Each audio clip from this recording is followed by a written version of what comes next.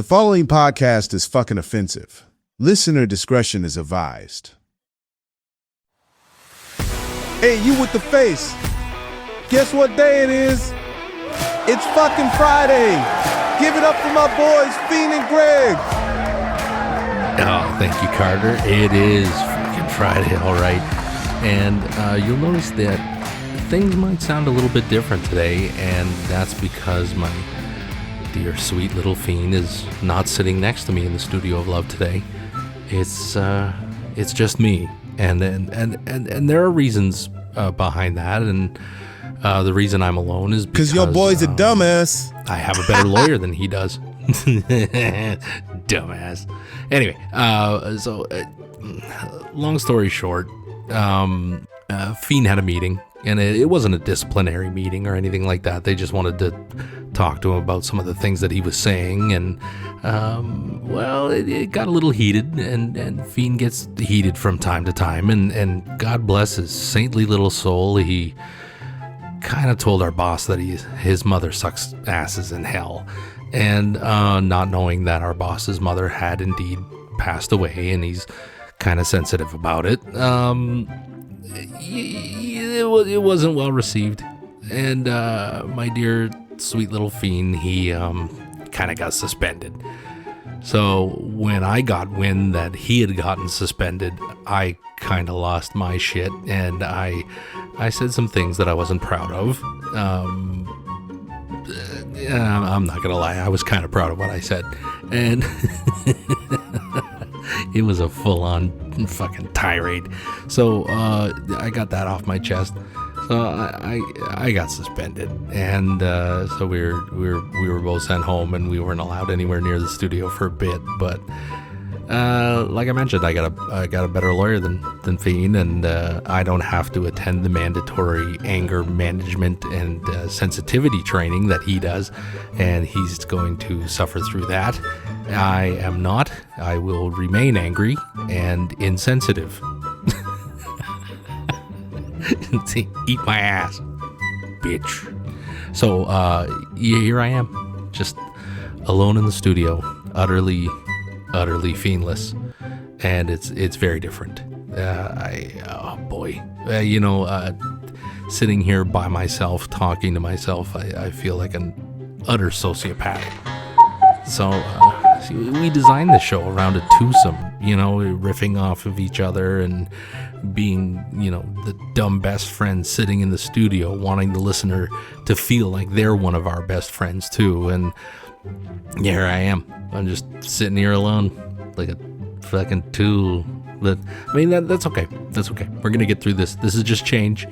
The universe is about change and adapting to change. So we're gonna suck it up, and we're gonna make some Feen and Greg minus Feen. And in honor of my sweet, sweet Feen, I'm gonna play something for you here. I had the Studio of Love house band throw together a little ditty about my sweet, sweet Feen. So the world premiere right now, the Studio of Love house band playing Where's Feen?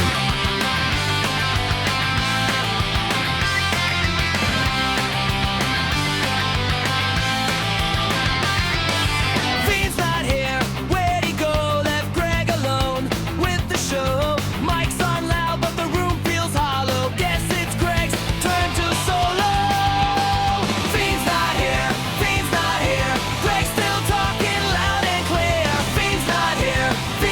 here, but the podcast rolls.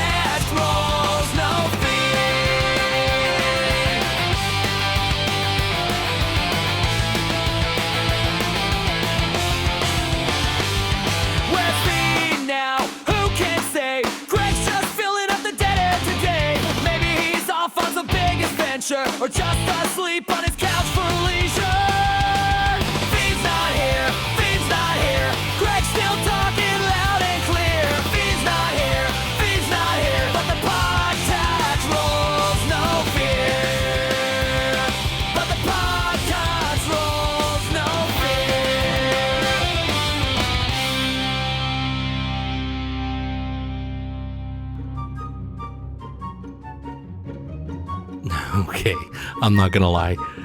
I love this song. It's probably the only good thing coming out of Feen being suspended is the house band with Where is Feen? Thank you, house band. Feen, I know you're listening, and I hope you appreciate that. So we're gonna get onto a topic, and I was trying to figure out what I could talk about while I'm by myself. So I wanted to get a little deep. So let's get kind of deep right now, and not the kind of deep that Feen and I enjoy. It's we're gonna be mindful right now. We're gonna talk about the odds of you existing. Now, since it's just Sergio, Carter, and I in the studio today, I have to tolerate all of Sergio's bullshit by myself, so I'm going to give him a second to give me some intelligent brain music, because we're going to need it right now.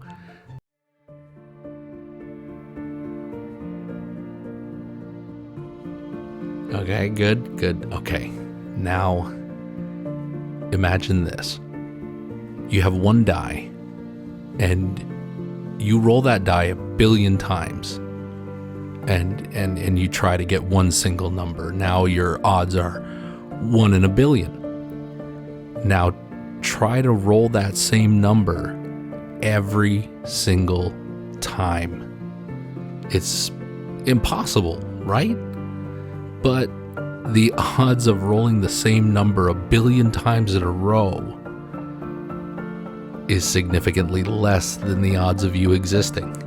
So let's go right back to the beginning, because the odds of you existing, you have to start at the beginning. So for all you creationists who think that the Earth and universe were created in 7 days, you might want to skip a little bit ahead, because you're just not going to get it. So, sorry, Bible people. So think about it. 13.8 billion years ago, everything in the universe, scientists believe, were in a super dense point that they call a singularity.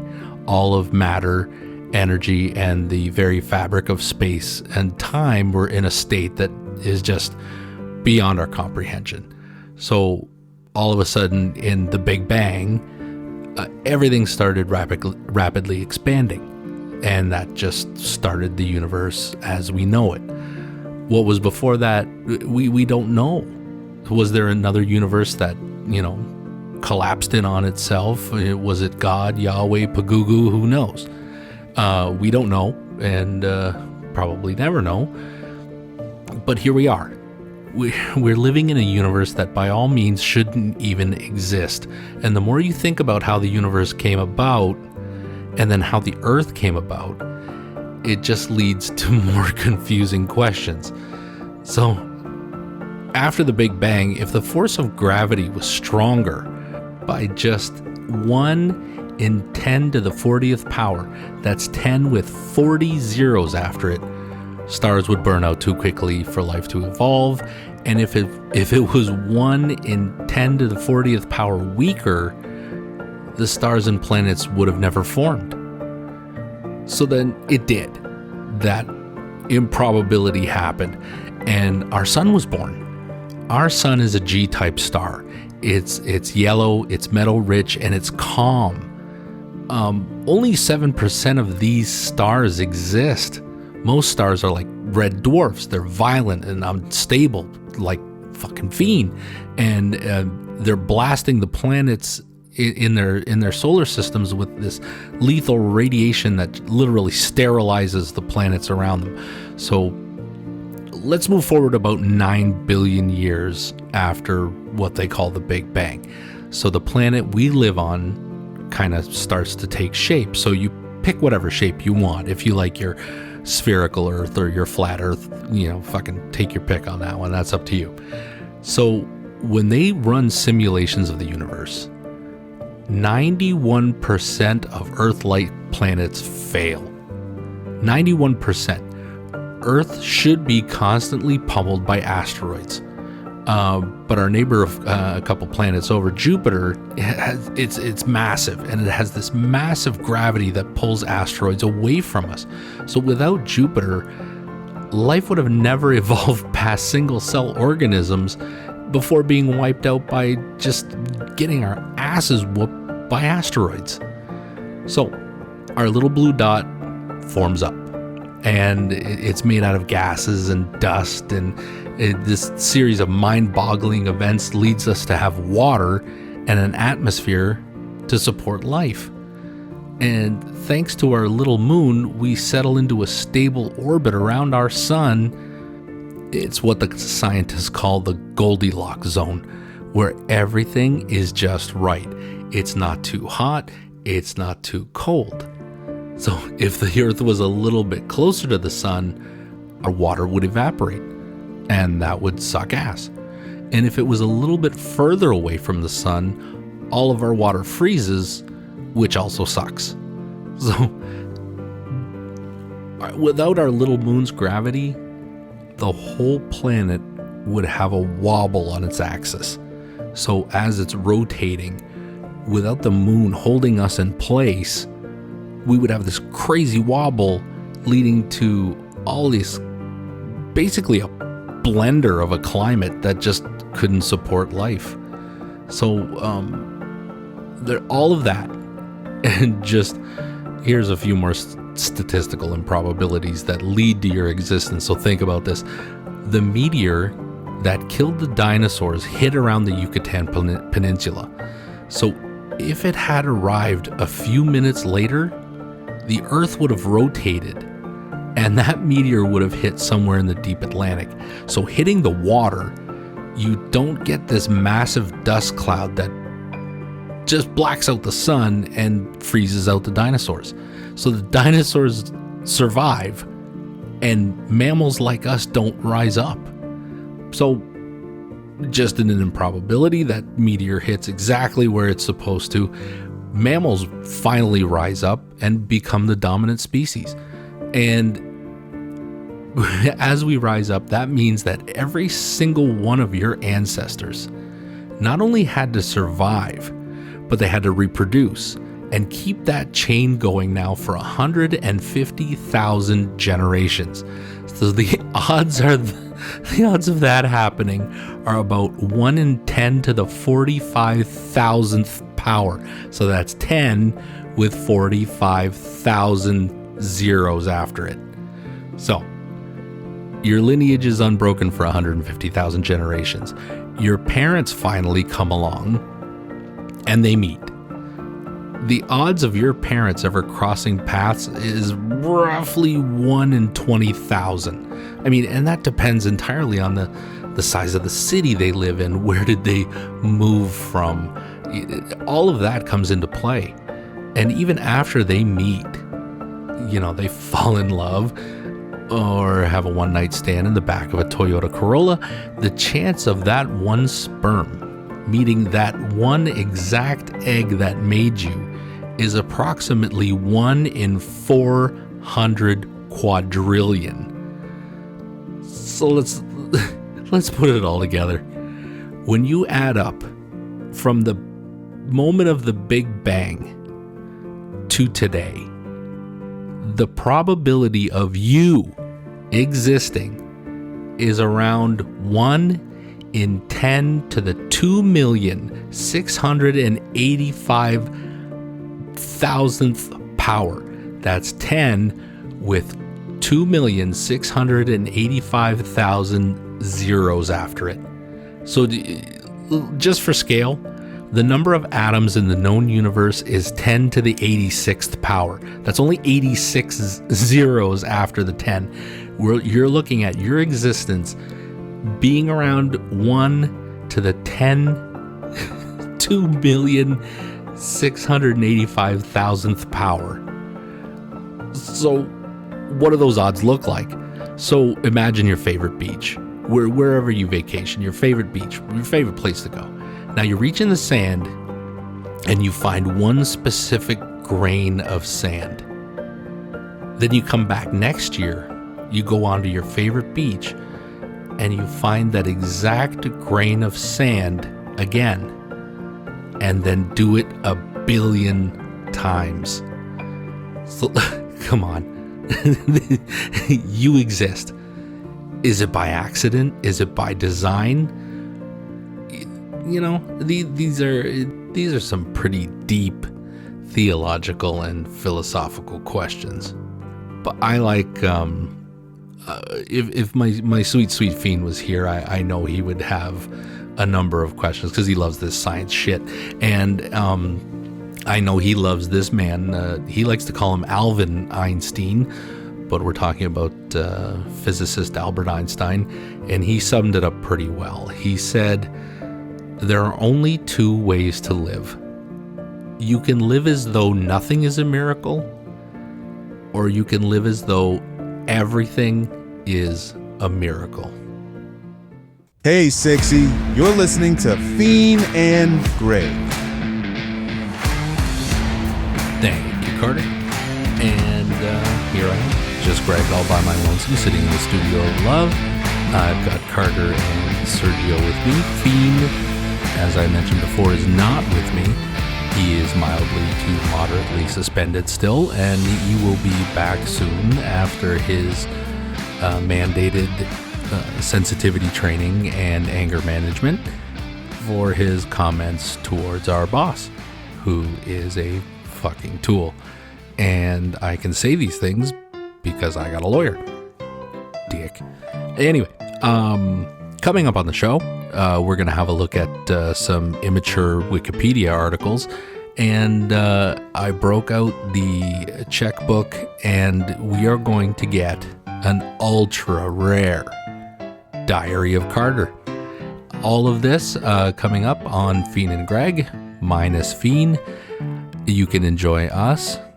I say us, but but both of us eventually on Spotify, YouTube, Amazon Music, and iHeartRadio. All right, let's head off to some blatantly immature Wikipedia articles that you can share with your friends for a couple of drunken laughs. Hey, Feen, you ever just cruise Wikipedia just for no reason and look up crazy shit? Why, yeah, Greg, I sure do.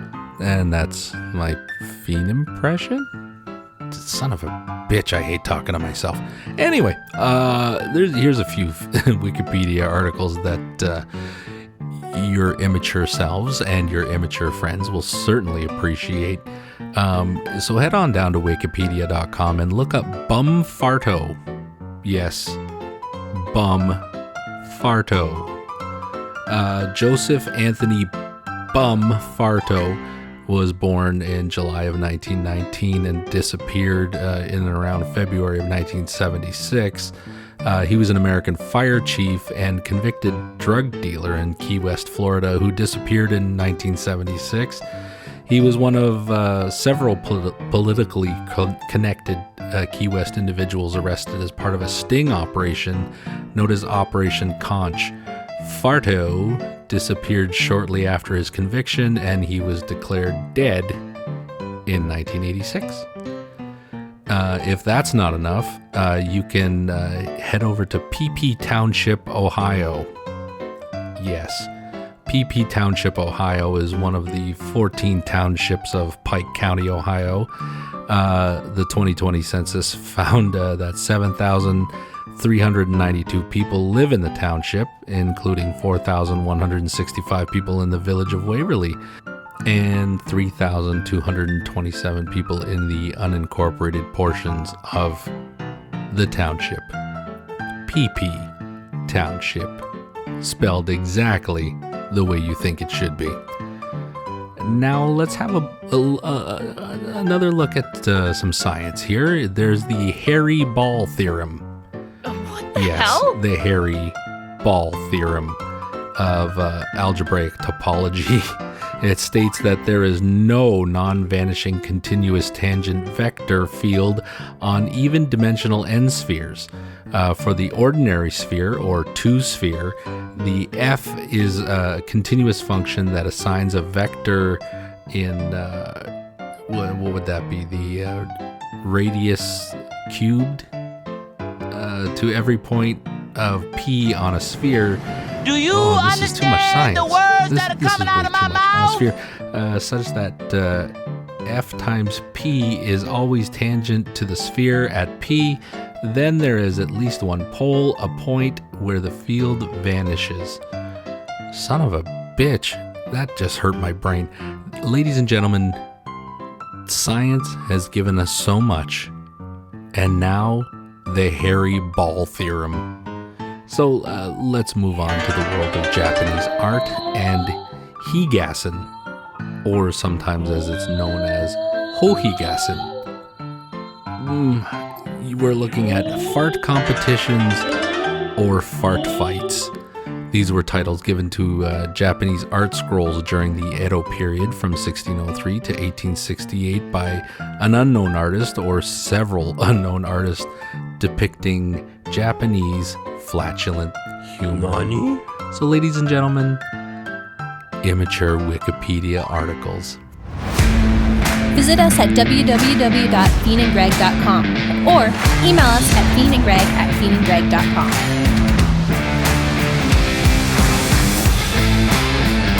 Here we are in the studio of love, and we got something special right now. This is a world first, and Feen, God, I hope you're listening right now. I miss you, buddy, and I know you're going to be back. You're probably going to be a changed man, but in the meantime, this is a world premiere. We busted out the checkbook. Our dear friend Carter, this sumbitch ain't cheap, but we managed to get him into the studio for what could be a one-time Diary of Carter. Ladies and gentlemen, Dear Diary. Okay, here goes.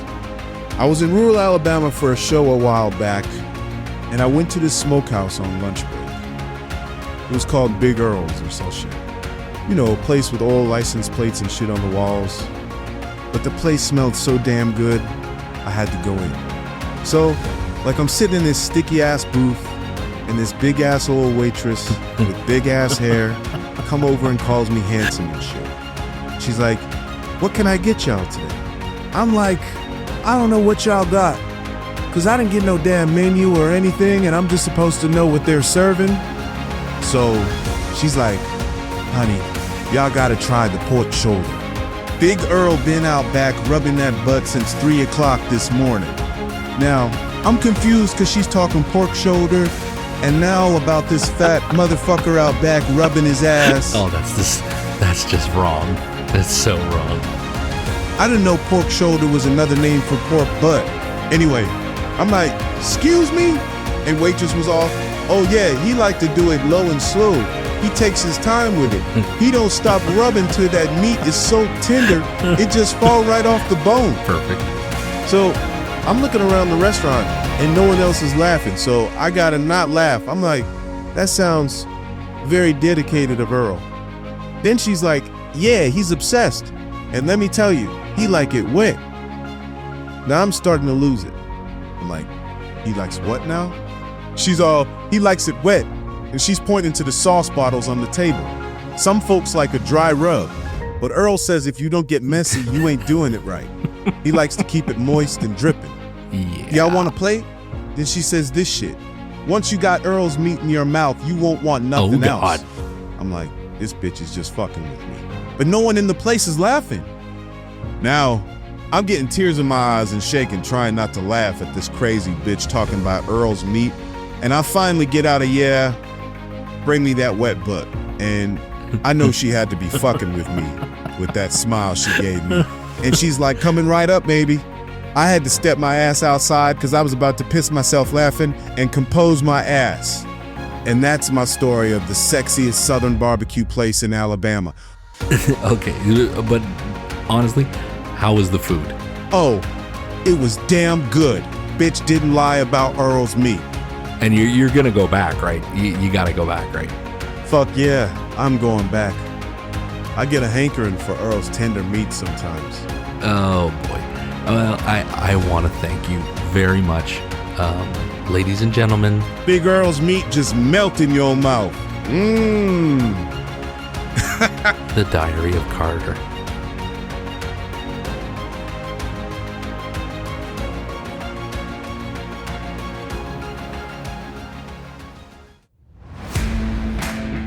All right, I want to thank everybody who tuned in this week and tuned into a Feenless Feen and Greg. My sweet little Feen, my friend, my brother, who I love above all things, will be back soon. And until then, you can enjoy us on, I said us again. You can enjoy us on Spotify, YouTube, Amazon Music, and iHeartRadio. And Feen will be back. He'll be back. And I won't have to sit in here and talk to myself like a fucking weirdo on a bus with Velcro shoes. Not that there's anything wrong with that. Anyway, just remember from the top of the episode how special you are. If you look at the odds of you existing, you're special. And you're special to me. So from all of us here at the Studio of Love, thank you again for tuning in. And you be the fucking dumpster fire that you were born to be.